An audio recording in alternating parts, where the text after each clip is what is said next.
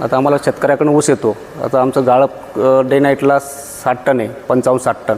त्याचा गाळप होऊन आम्हाला ऊस गूळ येतो 42 ते 4.5 टन समजा. त्यात आम्ही ट्यूब भरतो, अर्धा किलो पावडर, 1 किलो, साधारण तरी 4.5 टन गूळ.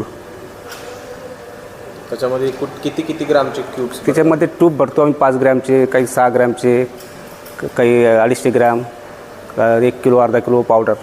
कुठं विकताय हे? मार्केटिंगला जाते, पुणे मार्केटला, बॉम्बेला.